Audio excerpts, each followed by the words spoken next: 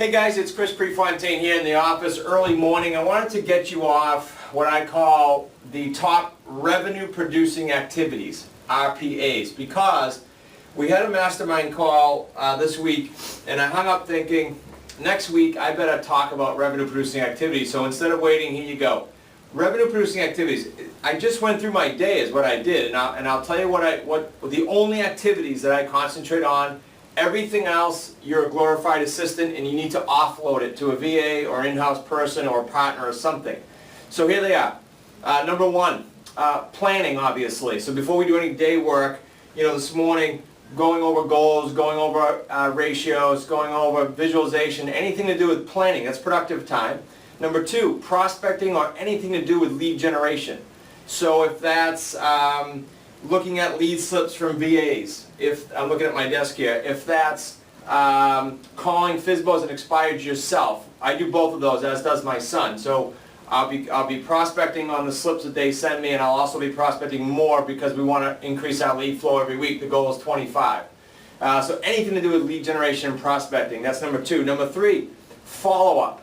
Follow-up is key, guys. I mean, I can't tell you how many calls I review from our coaching clients, live calls, and I say in the note, make sure you do a follow-up on that. Because the money, I hate to be cliche here, but the money is in the follow-up. You've got an enormous amount of people in the FSBO category that think they can sell, or they wouldn't be a FSBO, right? So the follow-up is key. I have a file that says, let sit.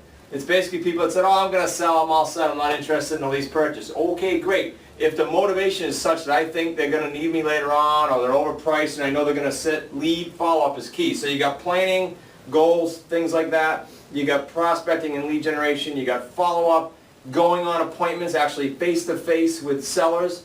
Having a buyer come in. I was going to say going on buyer appointments, but I don't do that. They come to me. So buyer appointments, so what's that, 5 or 6? Next is offer structuring or negotiating. Any kind of activity you're involved in that, that's a high revenue producing activity. So if my son brings me a application from a buyer, I want to be on that phone negotiating and doing some deal structuring, right? And last but not least, which I think is number 7 or 8, is dealing with investors if you're doing that. That's productive. So let's go through them again. In this order, in your day. And if you're doing anything else, guys, make a list of what you're doing. If you're doing anything else, you're a glorified assistant. I hate to say it. And I tell you what, one of the clients did, Tammy and Jeff, this week, they did a journal for me. They're a full coaching client, includes an office visit and everything. And one of the exercises they did was they journaled their day. I wanted to see where their time was going. And then we had a discussion about that. So number one, planning and goal, tracking, ratios, reports, things like that. Prospecting and lead generation, number 2.